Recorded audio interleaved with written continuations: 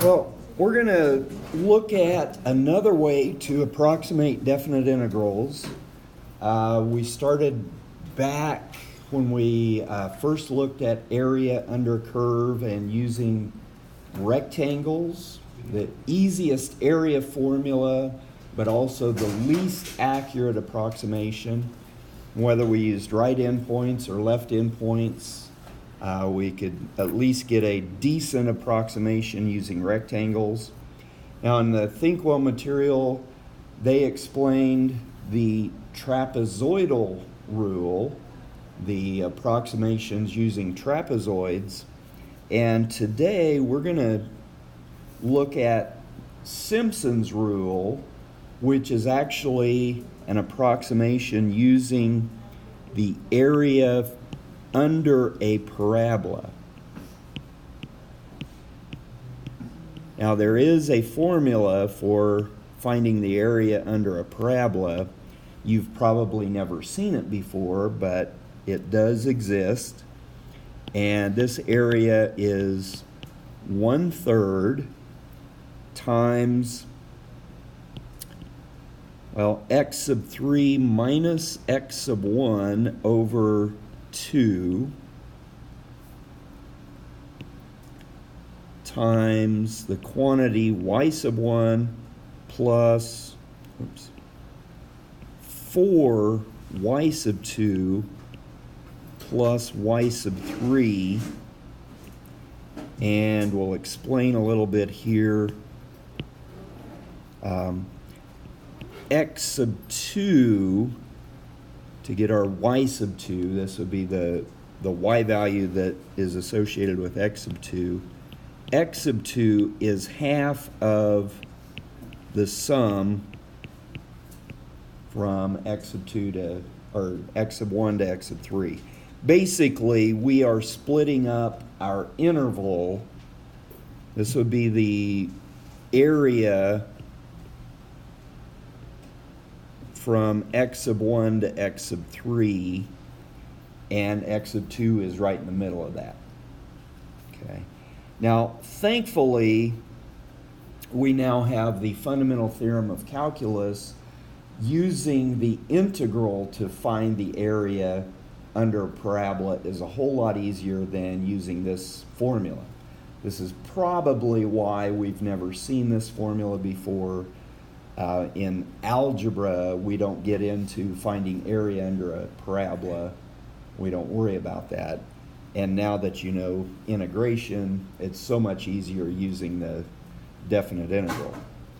But because of this formula, someone has developed an approximation, a very accurate approximation based on this formula, and this is what we call Simpson's rule.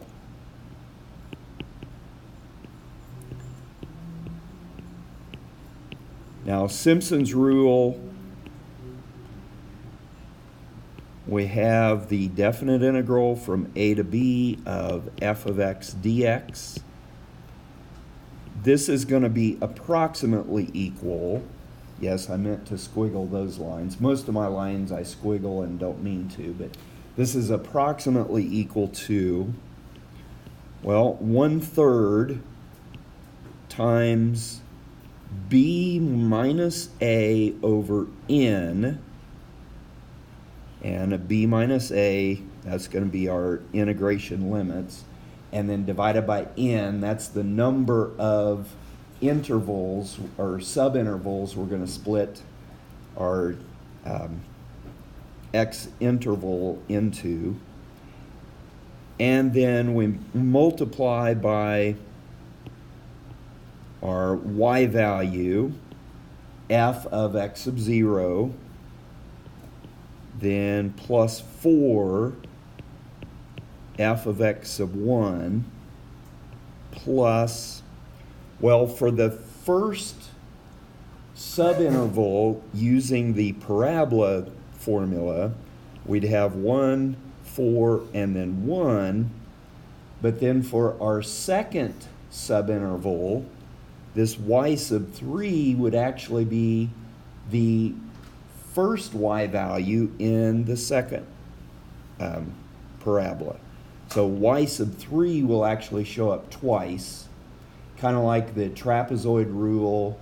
The middle endpoints show up twice. Okay, so the formula, that y value will be multiplied twice. Okay. And then we're into the second subinterval, the parabola in that second subinterval. The middle term will be 4 times that y value. Then 2 of the next y value, and so on and so forth. Now the second to the last function value we deal with will be representing this middle term of our parabola formula. Easy for me to say, huh? So plus f of x sub n minus 1. Okay. And then finally, the very last value, this would be the f of b, or f of x sub n. We're only going to use it once, just like the end of the trapezoid rule. We only use that side once as well. So this is Simpson's rule. Make sure and write that down. You'll be using that in our worksheet. I have borrowed, don't say stolen, borrowed from a different textbook, and they ask for the trapezoidal rule and Simpson's rule in approximating our definite integrals. So we'll be using both formulas. Make sure you have this written down because the Think Well material does not talk about it. Now let's go ahead and take a look at a definite integral, and we'll write out term by term the Simpson's rule, and then we'll compare the trapezoidal rule with it as well. Now this particular definite integral, we can actually use the fundamental theorem and find the exact value to it. Some of the integrations that we run into, we will not be able to find the exact value. But in this case, let's go ahead and find the exact value, and then we can compare how close our approximations are to this exact value. So for this, what would we need to do to find the exact value? First step would be to write it in our form that we can use the power rule on it. Now notice this is not just over x to the first power, but over x squared, so we've got to convert it to x to the negative 2. If it was just over x to the first, then the antiderivative would be natural log. But in this case, we have a little more work to do. Power rule on the x to the negative 2 would be what?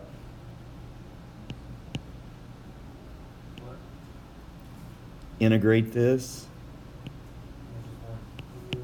Okay, add 1 to the exponent, and then here we would be evaluating from 2 to 3. So let's see, kind of rewrite this a little bit easier form. We'd have negative 2 over x is what our function would simplify to, going from 2 to 3. So we'd have negative 2 over 3 minus negative 2 over 2, or well, negative 2 over 3 plus 1. Our exact value for this definite integral is 1/3. Or we could say 0.33333. As a decimal, we'll be able to compare a little bit easier with the approximations that we're going to work with here. So Simpson's rule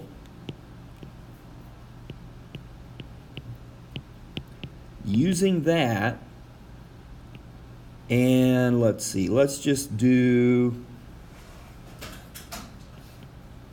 n equal 4.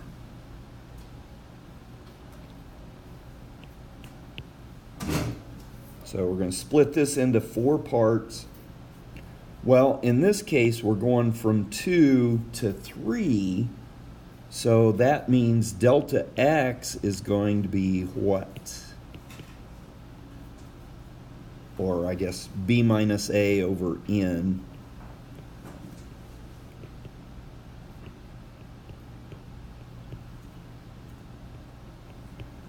We'll end up with just 1/4 as our width or thickness of the subintervals. So Simpson's rule is 1/3 times this b minus a over n. Okay. And then we multiply by f of x sub 0. Well, that's going to be the a value. Then we say plus 4 times x sub 1. Well, we're going to have 2 plus 1/4.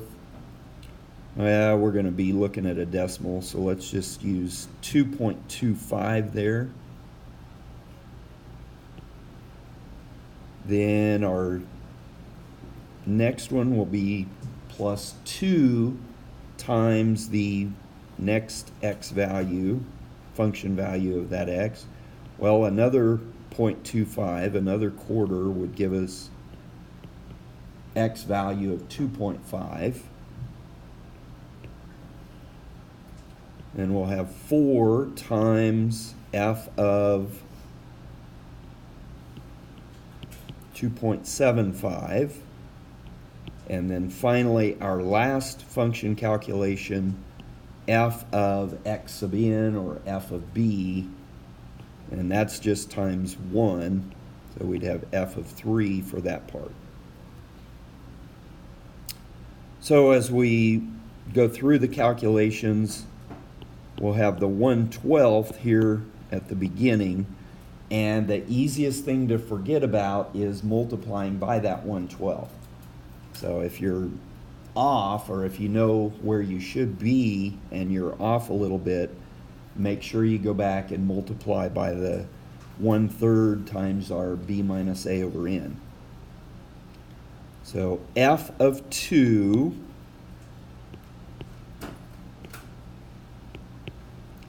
plus 4 times f of 2.25, with our function being 2 over x squared, plus 2 times f of 2.5, plus 4 times f of 2.75, plus finally f of 3, and all of that again added together and then multiply by the 1/12. Okay, let's go ahead and compute what that would be. Okay, so Simpson's rule, we get this value as the approximation. Now, in our definite integral, the exact value is this right here.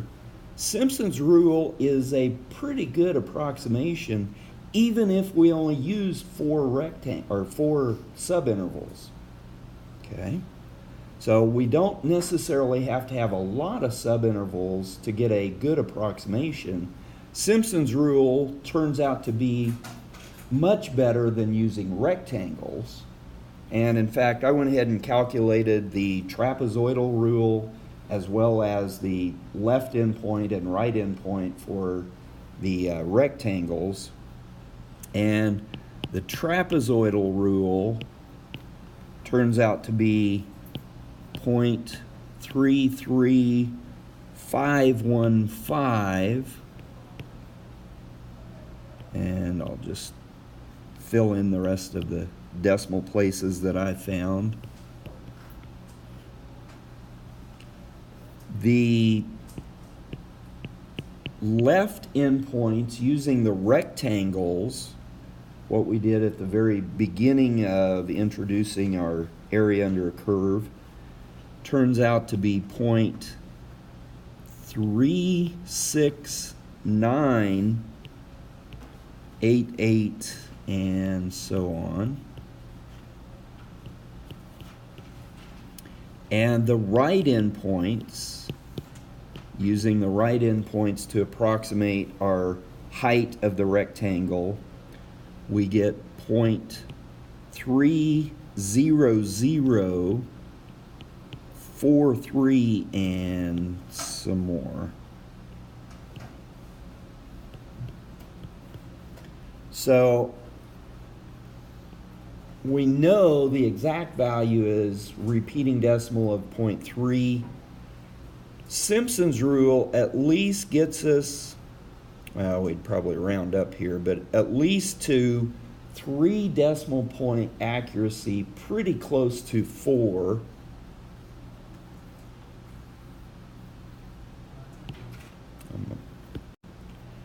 Which is actually pretty good for only using the 4 subintervals. Trapezoid is decent. I mean, this would round up, but we're within, let's say, 2 1,000ths. Okay. Whereas the rectangles, well, we're quite a bit off there, which is probably, you can kind of see why we're so far off. Rectangles are just not good for approximation, although it was good for us to use the rectangles to develop the definite integral. So Simpson's rule, very, very good approximation.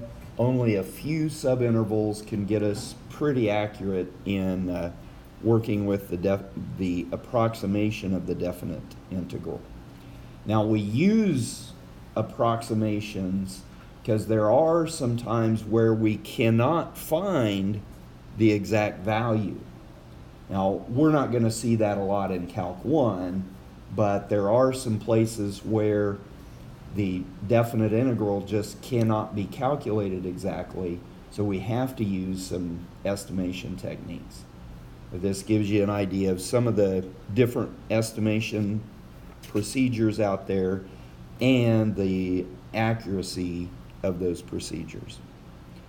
So on your worksheet, you'll be finding the approximations using both the trapezoidal rule and Simpson's rule.